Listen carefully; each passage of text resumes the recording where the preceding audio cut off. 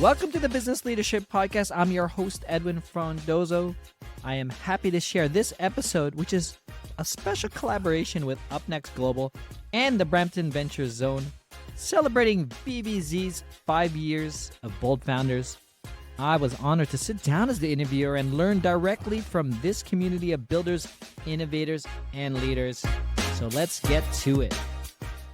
With me is Sakeena Mihyar, founder and CEO of SAVIN. SAVIN is a refugee-led social impact venture delivering digital, neuroscience-based mental health care in fragile and conflict-affected contexts. Inspired by her lived experience as a survivor of war, Sakeena has built a platform that makes trauma care accessible, scalable, and culturally adopted across multiple languages. Sakeena, thank you for joining us today.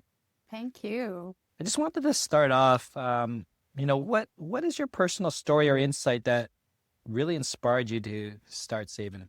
Yeah, so I come from a country that had a civil war, went on for a very long time. I grew up hearing bombs and really bad things happening around me. And when I moved to Canada, it was so quiet. There was nothing around me. And I moved to Canada very young too. So I did not know to talk about the experiences I've had in the past.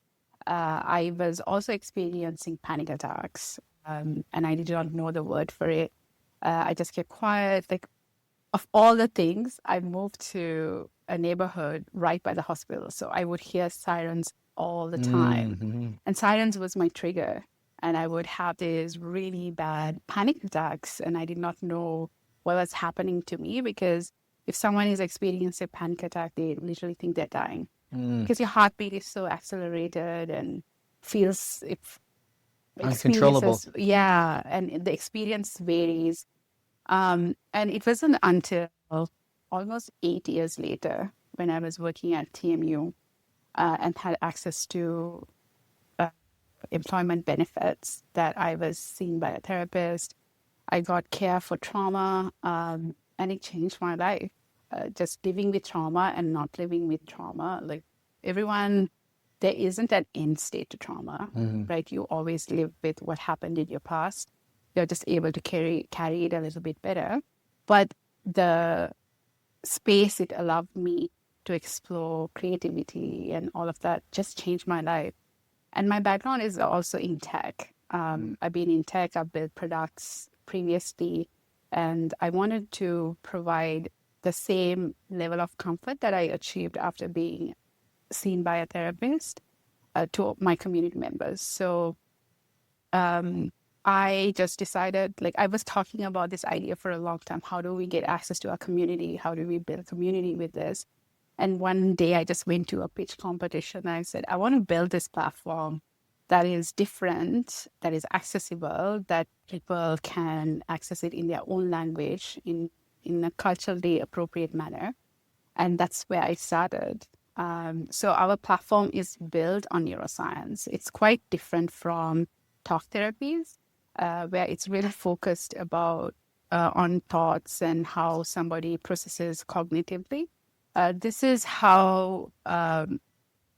based on a therapy called EMDR, or eye movement desensitization reprocessing. It takes these really difficult memories.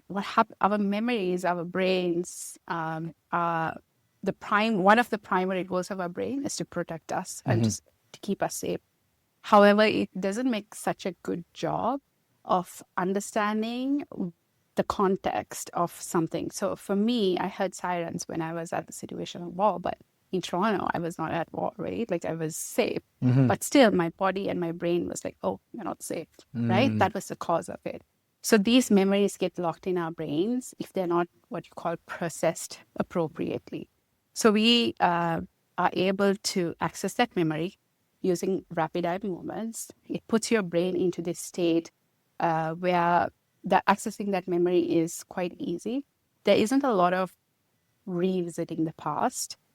It's focusing on that memory, using the eye movements. And then what happens in our brain is we retrain the brain to go in a different path, like create different neural networks and neuroplasticity, so that as you keep repeating this program that we have, we rebuild new neural pathways in the brain to say that you're now safe. So it's very quick. It's different from traditional talk therapies. We've seen success in just 8 weeks. Wow. We've done a clinical study at Sikis Research Institute that with adults that were diagnosed with PTSD who were in a very serious motor vehicle accident. They couldn't even get back into a car. And then, just by using this platform, 3 to 4 weeks, they were able to go back. We reduced symptoms such as trauma by 60%. Wow. And then we reduced anxiety and depression by 40%. So if you were to compare this with traditional therapies, the clinical outcomes, which means this is the baseline to say, this therapy was successful, was at 10%. So we far exceeded it at 60%. So that study I was really scared going into that study because there wasn't something like this out in the market. Right. And there was nothing for me to compare to. And I'm like, oh my God, what if this does not work? Yeah. And it went beyond that. Like it worked really well. So from then on, we then been doing translations and building it so that communities that don't speak English get access to it in the most appropriate way.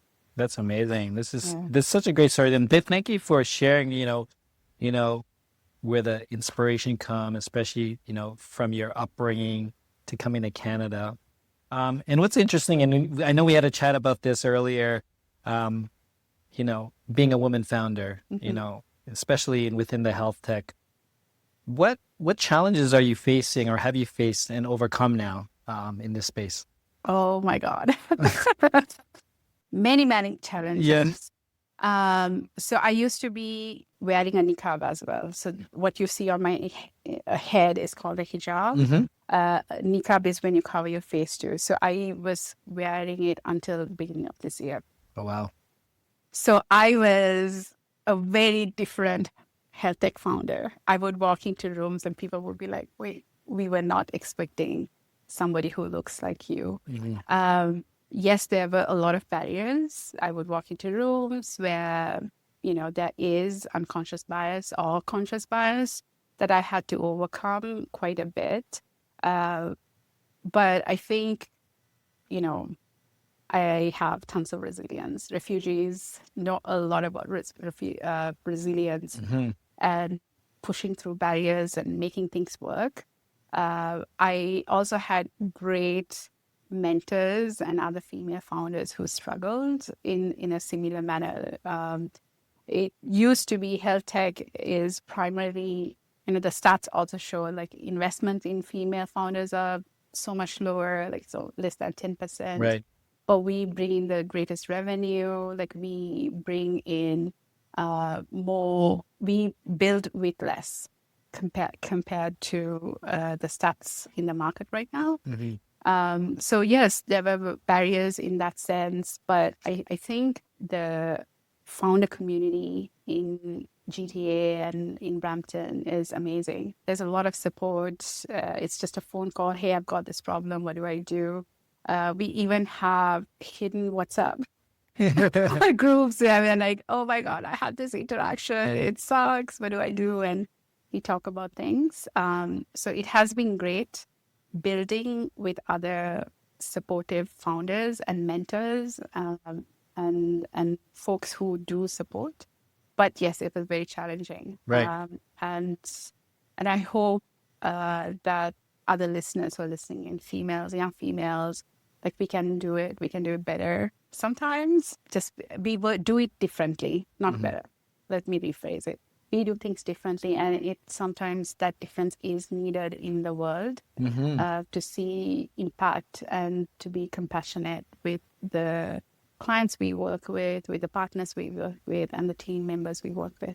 That's great. Bringing it back to your organization, SAVIN, how does SAVIN reflect BVZ's vision when it comes to innovation and innovation with heart or with empathy? I think we are so aligned. When I came to BVZ cohort, I really felt like I was coming home because the energy around BVZ is so different. I've been in quite a few other incubators and accelerators. I think it's leading with heart is shown at all levels of leadership at the BVZ.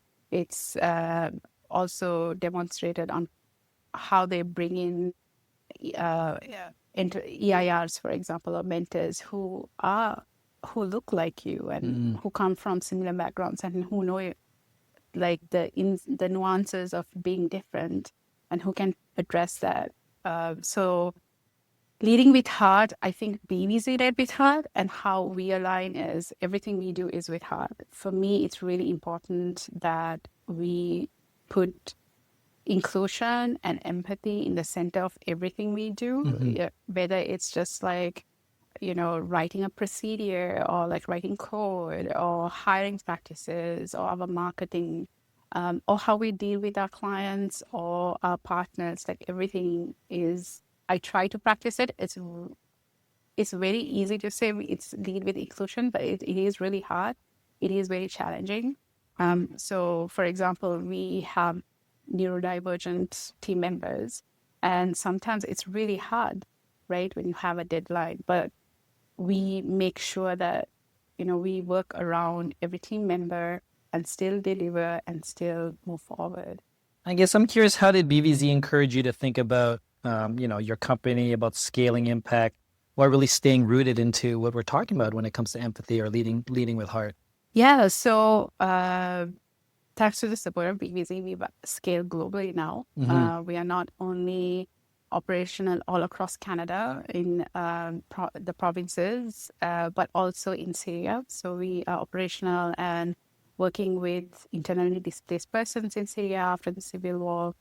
And I think it is always putting that to the center of everything we do. So even if we are writing like an operation manual, like how do you make sure that you're co-designing with empathy, that you're listening to the people on the ground, you're listening to the clients, you're listening to people. Like we are based in Canada, but the operations in Syria has to be led by Syrians on the ground. So making sure that we put that first always, and working with them to do that. And as we continue growing, I think it's always checking in. We do 6 months checkup on the team to say, hey, what is not happening? What are some things that we are not happy with, and kind of try and work through that. Well, congrats on scaling to different regions. I guess looking back now at your journey, is there a specific, what's the single most valuable lesson that you gained just being part of this community in BVZ? I think being open and curious, open to good feedback, even critical feedback is feedback. Just receiving it and building better, learning from it. What was the second question? What was the single most valuable lesson you gained from being part of BVZ? Yes, being open and curious. So when I started my company, I did not know financial planning. I did not know sales and marketing. I was really good at tech and solving problems, but I didn't know all of these things. So being curious and even learning the things I don't like. I suck. I still suck at finance. I'm getting better at it. I can do my taxes much better now, but like learning, being open, and then the support that BVZ gave me. I just wanted to shout out to this one mentor. When I came to BVZ, oh my God, my pitch deck. Yes. I look at it now, I was like, oh my God, look at this pitch deck, and how I was able to refine it and build it into something that's really, elevated and tells the story better.